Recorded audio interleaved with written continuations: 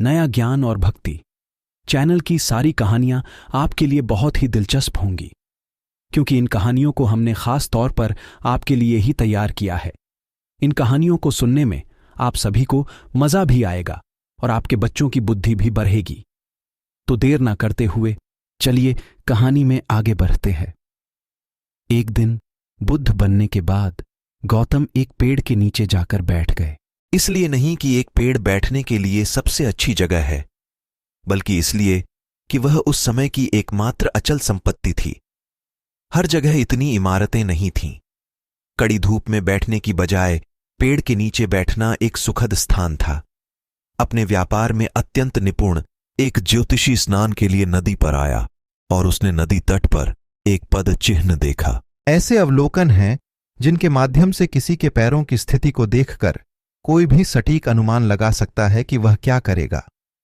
उसने देखा कि यह एक सम्राट के पद चिन्ह है जिसे दुनिया पर शासन करना चाहिए।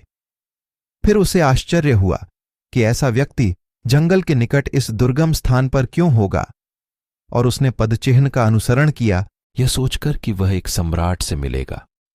तभी उन्होंने गौतम नामक साधु को एक पेड़ के नीचे बैठे हुए देखा। उसने यह देखा और सोचा, या तो मेरा ज्योतिष बिल्कुल गलत हो गया है, या मुझे मूर्ख बनाया जा रहा है, या मैं किसी प्रकार के मतिभ्रम में हूं।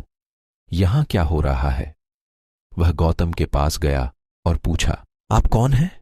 गौतम ने कहा, मैं कोई नहीं हूं, मैं बस कुछ नहीं हूं, लेकिन आपके पास सम्राट के पैर हैं। आपको दुनिया जीतनी चाहिए। गौतम ने कहा, मैं ऐसा करूंगा, लेकिन विजय प्राप्त करके नहीं। आप दुनिया को दो तरीकों से हासिल कर सकते हैं, या तो विजय से या समावेश से। दोनों ही तरीकों से कोई ना कोई चीज आपकी हो जाती है। लेकिन यदि आप विजय प्राप्त करके आगे बढ़ते हैं तो यह हमेशा आपकी गर्दन में दर्द रहेगा। यदि आप शामिल कर लें तो यह जीवन का बहुत बड़ा संवर्धन बन जाएगा।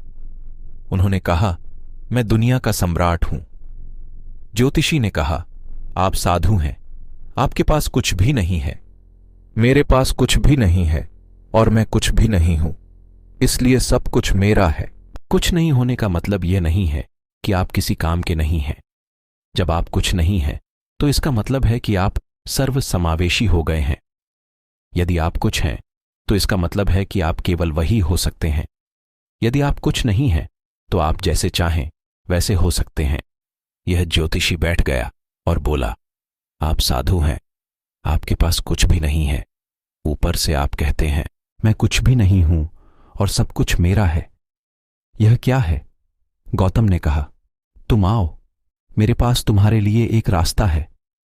तुम जीवन की भविष्यवाणियां करने में व्यस्त हो, मेरे पास एक योजना है।